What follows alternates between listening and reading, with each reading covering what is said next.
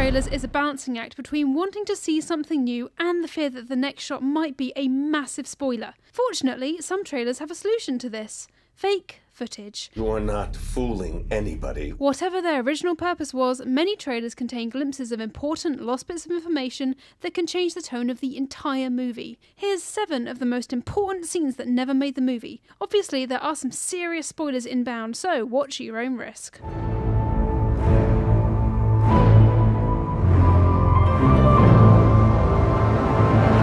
So there was a lot of Jin that we didn't get to see. Jin turning around dramatically in that Imperial corridor, and Jin being ambushed by a TIE fighter. But most importantly, we missed out on Saw Gerrera's voice saying this. What will you do when they catch you? What will you do if they break you? What will you become?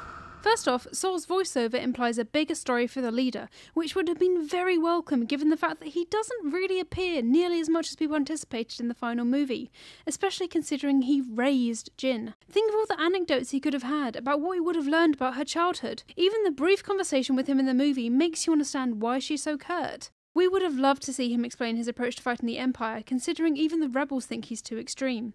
His words even imply he didn't know how extreme he was until he was caught. A ton of stuff was pulled from Rogue One's trailers, possibly as a result of the reported reshoots and reworks towards the end of the production. Though, arguably, some of the trailer footage was probably shot as diversionary material to avoid spoilers. Save the rebellion! This is a big one. This tiny scene here What about Peter? Not everyone has a happy ending. is a nod to a whole subplot involving Richard Parker and his secret research that was left out of the story when Spidey eventually swung into cinemas. The subplot in question featured pretty heavily in 2014's sequel, but whilst audiences eventually caught up with the action, including the story earlier could have fixed temperamental plots that blighted the short-lived series. Plus, it would have created quite a bit of intrigue around why his parents were killed. Spoiler, their deaths weren't an accident. What on earth was it about his father's work that made him so dangerous? Including it would have meant an entirely different dimension to the story, so perhaps it's understandable that they saved it for the sequel. This grisly bit is missing from the final film. It's small, but is a nod to an entire sequence that got cut. The horribly mutated / melted / generally messed up Fifield would have attacked the mechanics with considerable vigour as Wayland and his squad head into the engineer's ship. It's not critical to the overall film, but it does emphasise just how rabid Fifield is, as well as just how many people died on the ship. You get to see precisely what happens to a human body when it's infected with the engineer's bioweapon too, and it's not pretty. While Rogue One was missing a lot of Jin, Force Awakens was missing a lot of Luke. This shot of Luke's lightsaber being handed over to, probably, Leia by Maz Kanata, this shot of a hooded figure with R2-D2, and this voiceover from Luke. The Force is strong in my family. My father has it. I have it. My sister has it. You have that power too. The Force Awakens is a damn good movie. We're glad that Luke didn't say a single word, but the intrigue about just how strong the Force is with the rest of his family is fascinating. It looks like we missed out on a massive chunk of backstory that tracked where Luke's lightsaber went and why he retreated to his own private island. Why did Leia have his lightsaber? Can she wield the Force too? Did Luke hide something in R2-D2? Maybe we'll find out in The Last Jedi, but we quite like the mystery as it is for now. Why do you live?